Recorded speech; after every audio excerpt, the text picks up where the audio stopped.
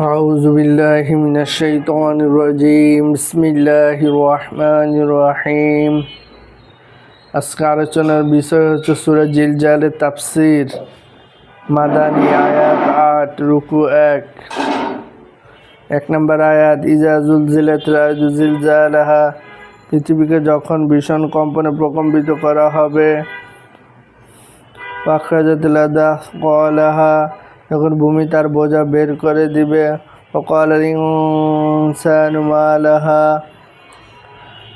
আর তখন লোকেরা বলবে তার কি হলো। ইয়াউমাইযিন তুহাদ্দিসু আখবারাহা, সেদিন ভূপৃষ্ঠ তার সকল খবর বলবে। বিআন্না রাব্বাকা আওহা লাহা, তার এই কারণে যে তার রব তাকে এরূপ আদেশই দিবেন।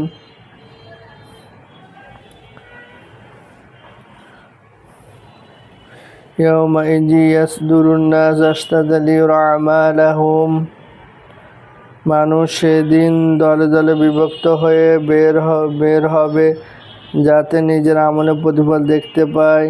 ফামান ইয়া'মাল মিসকালা যাররাতিন খায়রান ইয়ারা, অতঃপর যে ব্যক্তি অনুপরিমাণ নেক আমল করবে সে ব্যক্তি তা অবলোকন করতে পারবে। ওয়ামান ইয়া'মাল মিসকালা যাররাতিন শাররান ইয়ারা, আর অনুপরিমাণ বদ আমল করলেও তা দেখতে পাবে।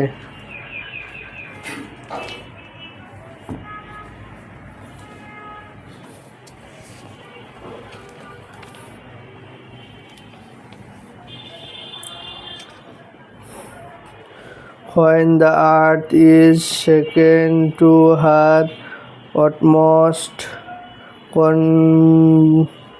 convulsion, and the earth throws up her burdens from within, and man sees distress, what is the matter with her? On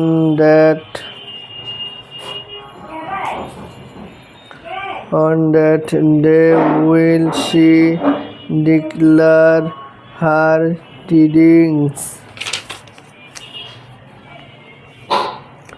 for that thy Lord will have given her inspiration. On that day will men proceed in groups, sorted out to be shown the deeds that they had done. Then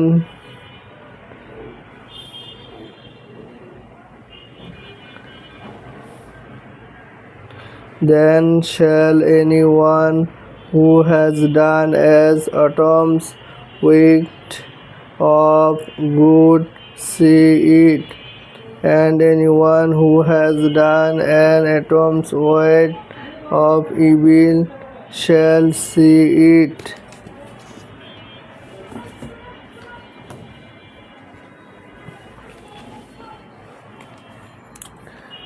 ইজা জুলজিলাতিল আরদু জিলজালাহা, আয়াতের প্রথম সিংহে ফুকারের ভূকম্পন বোঝানো হয়েছে, না দ্বিতীয় ফুকারে পরবর্তী ভূকম্পন বোঝানো যে বিষয়ে অবশ্য মতভেদ আছে।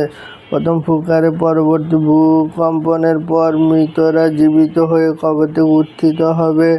বিভিন্ন রিওয়ায়াতে তাফসীরবিদগণ উক্তি এ ব্যাপারে বিভিন্ন রূপ যে আলোচনাতে কোনো ভূকম্পন ব্যক্ত হয়েছে, তবে স্থলে দ্বিতীয় ভূকম্পন বোঝানোর সম্ভাবনাই প্রবল, কারণ এরপর কিয়ামতের অবস্থা হিসাব নিকাশের কথা উল্লেখ করা হয়েছে। মাঝারি আখরাজাতিল আসকালাহা, এই ভূকম্পন সম্পর্কে রাসূল সাল্লাল্লাহু আলাইহি ওয়াসাল্লাম বলেন, পৃথিবী তার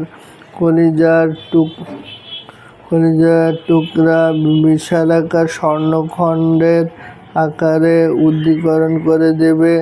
তখন যে ব্যক্তি ধন সম্পদের জন্য কাউকে হত্যা করেছিল সে তা দেখে বলবে, এই জন্যই কি আমি এত বড় অপরাধ করেছিলাম। যে ব্যক্তি অর্থের কারণে আত্মীয়দের সাথে সম্পর্ক ছেদ করেছিল সে বলবে, এর জন্যই কি আমি এ কাণ্ড করেছিলাম। চুরির কারণে যার হাত কাটা হয়েছিল সে বলবে, এর জন্যই কি আমি নিজের হাত হারিয়েছিলাম। অতঃপর কেউ এসব স্বর্ণখণ্ডের প্রতি ভ্রুক্ষেপ করবে না। মুসলিম। ফামান ইয়া'মাল মিসকালা যারাতিন খায়রান ইয়ারাহ। শরীয়ত সম্মত সৎকর্ম বোঝানো হয়েছে যা ঈমানের সাথে সম্পাদিত হয়ে থাকে, কেননা ঈমান ব্যতীত কোনো সৎকর্ম আল্লাহর কাছে সৎকর্ম নয়। কুফর অবস্থায় কৃত সৎকর্ম পরকালে গন্তব্য হবে না, যদিও দুনিয়াতে তার প্রতিদান দেয়া হয়।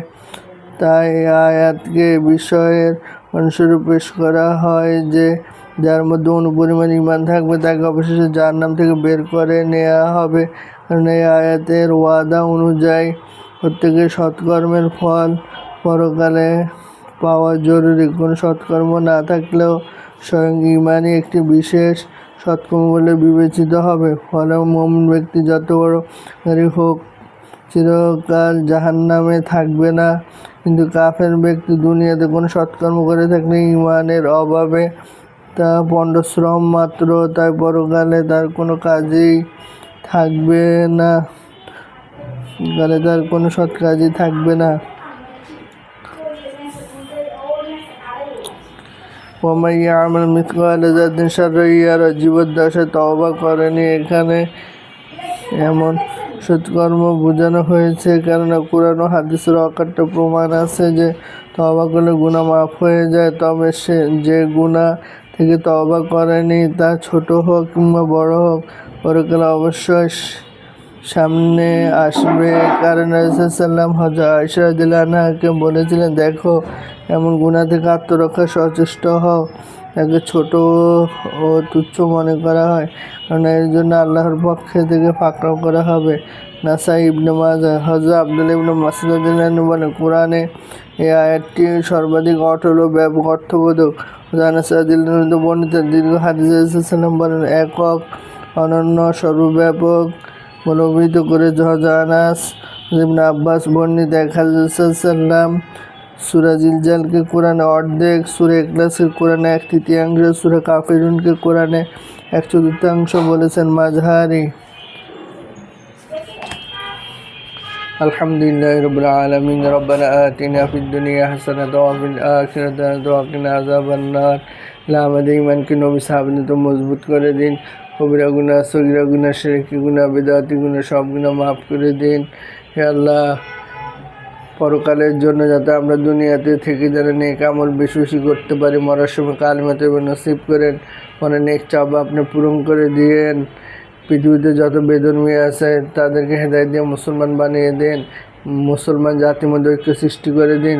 পৃথিবীতে যত ইসলামী দল সংগঠন আছে সবাইকে 100% কোরআন সুন্নাহ মাফিক চলার তৌফিক দান করুন। বন্ড আলেম, বন্ড পীর সবাইকে 100% কোরআন সুন্নাহ জানা এবং মানার তৌফিক দান করুন।